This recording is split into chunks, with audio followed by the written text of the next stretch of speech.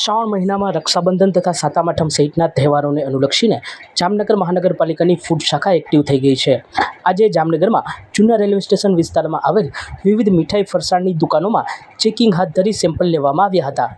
જામનગર મહાનગરપાલિકાના કમિશનર શ્રી મોદી સાહેબની સૂચના અને માર્ગદર્શન હેઠળ અત્યારે શ્રાવણ માસના તહેવાર અનુસંધાને ફરારી અને તહેવારની મીઠાઈઓના નમૂના લેવાની કામગીરી ચાલુ છે। આજ રોજ જૂના રેલવે સ્ટેશન રોડ પર આવેલ દુકાનોમાંથી આ કામગીરી કરવામાં આવેલ છે, જેમાં જય ભવાની સ્વીટ માર્ટમાંથી અત્યારે વ્હાઇટ પેંડાનો નમૂનો લેવાની કામગીરી ચાલુ છે અને આ કામગીરી તહેવારો દરમિયાન હોટલ રેસ્ટોરન્ટ ઉપરાંત મીઠાઈઓના નમૂના પણ લેવાના ચાલુ રાખવામાં આવશે।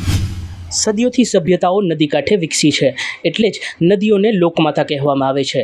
જામનગર શહેર પણ રંગમતી નાગમતી નદીના કાંઠે વસેલું છે, ત્યારે નગરની લોકમાતા સમાન આ નદીઓમાં કેમિકલવાળું ઝેરી પાણી છોડવામાં આવતું હોવાની ફરિયાદો ઘણા સમયથી ઉઠી રહી છે। લોકમાતાને ઝેર આપતા ઔદ્યોગિક એકમો વિરુદ્ધ કાર્યવાહીની માંગ ઉઠી છે। મારું નામ છે અતુલભાઈ પ્રજાપતિ, અમે અહીંના રહેવાસી છે।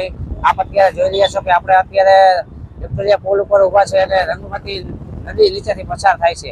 એની અંદર ઉપરથી ઉદ્યોગની અંદરથી કારખાનાઓ દ્વારા જે કેમિકલ પાણી છોડવામાં આવે છે અને એ પાણી અહીં આવતા એક ફેણના સ્વરૂપે થઈ જાય છે અને ફેણ અહીં આજુબાજુમાં બહુ જ નુકસાન કરે છે, જેથી કરી દરિયા જીવસૃષ્ટિની અંદર પણ નુકસાન કરે છે।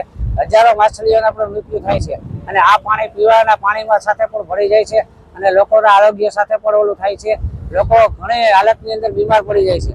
અમે અનેકવાર તંત્રને રજૂઆત કરી છે કે આ ઉદ્યોગપતિ અને કારખાનાઓ દ્વારા જે પાણી છોડવામાં આવે છે એની ઉપર કાયદેસર પગલાં લ્યો, પરંતુ તંત્ર દ્વારા ક્યાંક ને ક્યાંક મિલીભગતના હિસાબે લોકો અત્યારે પરેશાન થાય છે અને તંત્ર દ્વારા પણ કાંઈ પણ પગલાં લેવામાં આવતા નથી। આમાં સચોટ સમાચારો સૌથી ઝડપી મેળવવા માટે અમારી ચેનલને સબસ્ક્રાઇબ કરો।